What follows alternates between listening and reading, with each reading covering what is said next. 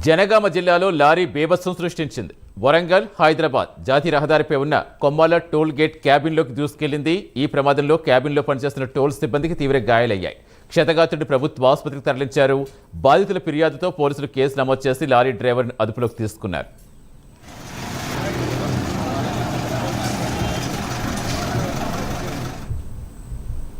పూర్తి సమాచారం ఇచ్చేందుకు మా కరెస్పాండెంట్ తిరుపతి జాయిన్ అవుతున్నారు. తిరుపతి, అసలు ఏం జరిగిందని ప్రత్యక్ష సాక్షులు చెబుతున్నారు?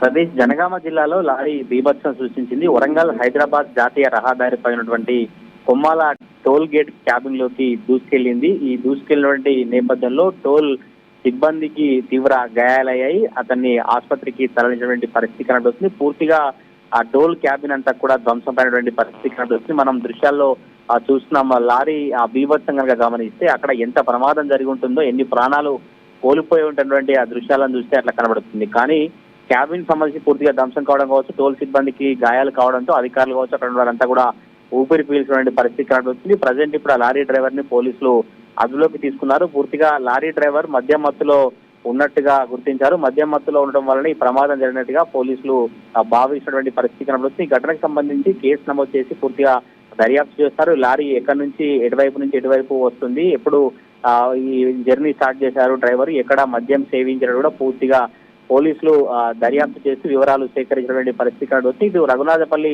మండలం కొమ్మాల టోల్ ప్లాజా వద్ద మాత్రం కొంత ఈ లారీ బీభత్సం సృష్టిస్తూ అక్కడికి స్థానికులు కావచ్చు, చుట్టుపక్కల వాహనదారులంతా కూడా పరిగెత్తుకొచ్చి చూసినటువంటి పరిస్థితి కనబడుతుంది. వెంటనే ట్రాఫిక్ జామ్ కాకుండా అధికారులు కావచ్చు, పోలీసులు వెంటనే చర్యలు తీసుకొని హైదరాబాద్ నుంచి వరంగల్ వెళ్ళేటువంటి వాహనాలు కావచ్చు, వరంగల్ నుంచి హైదరాబాద్ వెళ్ళేటువంటి వాహనాలకు రూట్ క్లియర్ చేసినటువంటి పరిస్థితి కనబడుతుంది. ప్రజెంట్ ఇప్పుడు లారీ డ్రైవర్ మాత్రం పోలీసుల అదుపులో ఉన్నాడు. సతీష్,